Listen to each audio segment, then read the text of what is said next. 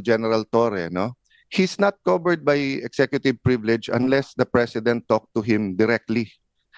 Ang executive privilege, sa pagkaalam ko, kasi kasama po ako doon, ako po nag-chair nung investigation sa ZTE nung na-discuss po tong mga issues na to at na-bring up for the first time at least in a recent history yung executive privilege. Ang purpose ng executive privilege, pareho din ng purpose nung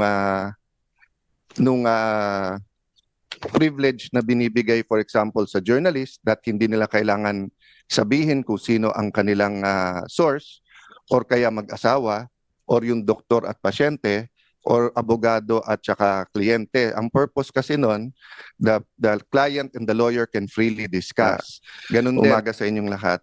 Well, syempre po, nalulungkot po ako na para tayong pumunta ng birthday party, walang dumating na bisita. But unlike a party, you can celebrate naman with your closest friends, family. Pero dito po sa hearing, I think we can still be productive. But ayoko naman, Madam Chair, na pagalitan yung present dahil maraming absent. So may I take the opportunity to thank very much Attorney Alexis Medina, Attorney Santiago, Attorney Bernal. Alam namin na pag ganito kabigat yung issue ay may consequences din yung pagsasalita, may consequences yung pag-a-appear. But Madam Chair, I think, more than kind last hearing in terms of not pressing my questions kapag sinabi nilang sub judice. But just to clarify, well settled na yan, whether sa jurisprudence or sa history ng Senate, na mere filing of a case or mere pendency of the case does not stop the hearing, nor is it a reason for them not to discuss. In fact, pagka yung executive department, matetest pa nga yung consistency na kung ang sasabihin nila dito at sasabihin nila dun sa korte ay pareho. Yung sub judice rule kasi, and correct me later on, Attorney Medina, kung mali, it's really more of to protect the integrity of the court and the fairness para hindi dinidiscuss yung case, para hindi sila ma-pressure.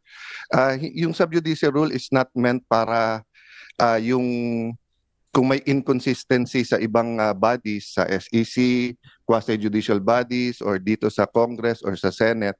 Kasi kung yun po ang kaso, di lahat ng ginagawa ng mga COM ngayon, ng mga TRICOM, QUADCOM, ang kailangan lang gawin ng witnesses nila ay mag-file ng kaso against themselves, tigil na yung hearing, no? Number two, there are many points regarding other guests. For example, General Torre, no? He's not covered by executive privilege unless the president talk to him directly. Ang executive privilege, sa pagkaalam ko, kasi kasama po ako doon, ako po nag-chair nung investigation sa ZTE nung na-discuss po tong mga issues na to at na-bring up for the first time at least in a recent history yung executive privilege. Ang purpose ng executive privilege, pareho din ng purpose nung privilege na binibigay, for example, sa journalist, that hindi nila kailangan sabihin kung sino ang kanilang source, or kaya mag-asawa, or yung doktor at pasyente, or abogado at saka kliyente. Ang purpose kasi nun, the client and the lawyer can freely discuss. Ganun din, ang doktor at saka pasyente can freely discuss kasi they will not be compelled to testify, no? Against his client, against doctor. Pero lahat yan meron ding isa pong exception, no? For example, sa doctor, if iaminin sa kanya that a crime is about to happen sa United States, then they are required to say that. So ganun din po dito sa executive privilege. Malinaw sa Supreme Court ruling, you cannot use executive privilege if ang pinag-uusapan may crime ba o wala, or if it's to cover up a crime. At this point, we're not saying there is a crime to cover up, but I will bring up that point right now. So ma'am, of course, under your leadership, and syempre may emotions naman talaga si Senator Bongo last time, kayo po. Ako, try ko lang pigilan. Talagang bantay na bantay ako ng asawa ko na wag uminit ulo last hearing, no? kausap ko rin ng Senate President na let's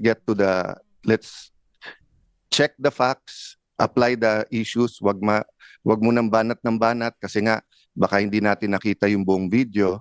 So having said that, I think lahat naman na himasmasan, lahat naman po tayo ay nakapag-reflect. So I was reflecting on, and ma'am, pwede ba after this just to show a short video ni General Torre? Kasi ito ma'am, Republic Act number 7438, an act defining certain rights of a person arrested, detained, or under custodial investigation, as well as the duties of the arresting, detaining, and investigating officers, and providing penalties for the violation thereof. May I also, akin to court na pagkawala po o hindi pinayagan yung ebidensyang i-offer, dito i-proffer. No? So wala sila, pero hindi ibig sabihin hindi ko pwedeng ilagay sa record yung tanong at baka sa media nila sagutin, baka dito later on. Ang linaw po kasi dito, nakalagay po dito. Okay lang kay Senator Cayetano kasi may chronological Okay, presentation one line tayo. lang. At saka si Senator Bato gustong pag-usapan din yung arrest. Sige ma'am. I'll leave just this one line lang para lang hindi mabitin yung train of thought, no. Nakalagay kasi dito, any person arrested or detained under custodial investigation shall be allowed visits by conferences or any member of his immediate family or any medical doctor or priest or religious minister chosen by him or by any member of his immediate family or by his counsel. Okay, hindi ko nahabaan kasi nga ma'am, I'll follow your advice. Ma'am, may penalty po to.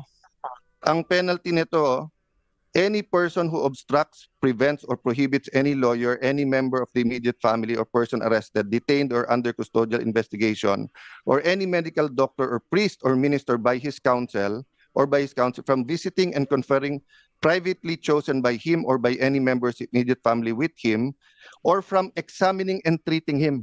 Ma'am, by his choice at any time, I'll go back to the title at saka dun sa nakalagay. Nakalagay dito, hindi lang custodial investigation basta arrest or detained. So he was arrested and detained. So even if magdebate tayo na custodial investigation ba yun o hindi, no? So ma'am, ang ano po dito, ang penalty is imprisonment of not less than 4 years nor more than 6 years and a fine of 4,000 pesos. So ang question ko, meron na bang report dito sa arrest at kinasuhan ba si General Torre? Last question, ma'am. Tuwing magpapa-aresto lately, parang ang pinaka-effective si General Torre, di ba? So nung pina-aresto si Pastor Kibuloy, grabe yung mga nangyari at ginawa, di ba? Nung pina-aresto po si President Duterte, yun naman pinag-uusapan natin, nakita naman natin. Nung nag-hearing po ako tungkol sa tulay sa Isabela na gumiba, hindi po nag-a-attend si Secretary Bonoan. Sinabi ko lang, kailangan ko pa bang i-designate si General Torre para kunin si Secretary? The next time, nag-attend na siya. So ito, tanong ko ma'am, pag nag-issue tayo ng subpoena at hindi siya mag-attend at kinontempt natin, pwede bang ang utusang kong hulihin si General Torre ay si General Torre? Kasi effective, no? Dinadaan ko lang sa biro, but I think of all his interviews and sa nangyari, this is my last point, ma'am. I'll submit to all my other colleagues. This is my point lang, ma'am. Nanunood kasi yung buong PNP. Nanunood yung mga teachers ng constitutional law, mga estudyante. Nanunood ang mga estudyante ng criminology. And di ba sabi nga nila, yung bata, hindi mo pwedeng turuan sa salita. Natututo yung bata sa gawa. So ganun din sa gobyerno natin. Pag sinabi nung mayor, no corruption, pero corrupt siya, ang dating sa mga department head, pwede mag-corrupt. Di ba? Pag sinabi ng COMELEC officer sa isang probinsya, no cheating, pero pinayagan niya yung cheating or vote buying, ang papakinggan ng tao, hindi yung salita, yung gawa So kung mali yung pagka-aresto, nangangamba ako na especially sa lugar na walang internet, walang cellphone, baka ito yung masunod humihingi sila ng counsel nila o doktor tapos hindi pagbibigyan, no? And then the last point doon, ma'am, is that bakit kapag ka lower rank, meron pong isang vlogger, di ba, na PNP, na nagsorry na kaya parang okay, pero hinuli, tapos kakasuhan. I understand that. At magandang rule yon na pagka ikaw ay sundalo o pulis, ay hindi ka basta pwedeng, hindi ka pwedeng partisan, di ba? Pangalawa, kailangan bantayan mo sinasabi mo. But I'll give you two examples, ma'am. Bakit po si General Torre, kung ano-ano sinasabi sa kung ano-anong interview, hindi naman napapagalitan? So ang dating po sa lower rank, bawal partisan kung kalaban. Kung kakampi yung sinabi mo, pwede. I'll go to a non-partisan issue. And I respect this person very much. I think he's one of the best chief of staff, personal friend, etc. Kaya lang, as a former secretary of the DFA, I have to mention this, no? When the AFP chief of staff said, prepare kasi madadamay tayo kapag ka-invade yung Taiwan, tayo po ay may one China policy. Ano po ang magiging reaction natin nung sa Marawi siege kung sinabi ng China, prepare kasi pag sinugod nila yung Marawi kapag nilabanan nila yung secession sa Mindanao, mai-involve tayo. Magre-react din yung foreign affairs natin, hindi ba? Kasi nga may one China policy tayo. Don't get me wrong, ha? Ayaw natin ng gulo sa Taiwan. Nakikisimpit tayo sa democracy ng Taiwan. We want them to coexist with mainland China. But having said that, we have to be sensitive. So the right person to speak is either the DFA or the presidential spokesperson, hindi po sundalo or police, no? So I'll stop there, ma'am. Pero sana nga consistent tayo para hindi nalilito yung mga kawani ng gobyerno kung ano talaga ang tama at ano yung mali. Thank you, Madam Chair. Maraming salamat, Senator Cayetano. Maliwanag na maliwanag ang inyong pag-unawa at pagbabalangkas nung sub judice pati yung executive privilege kasi naging cabinet member nga kayo at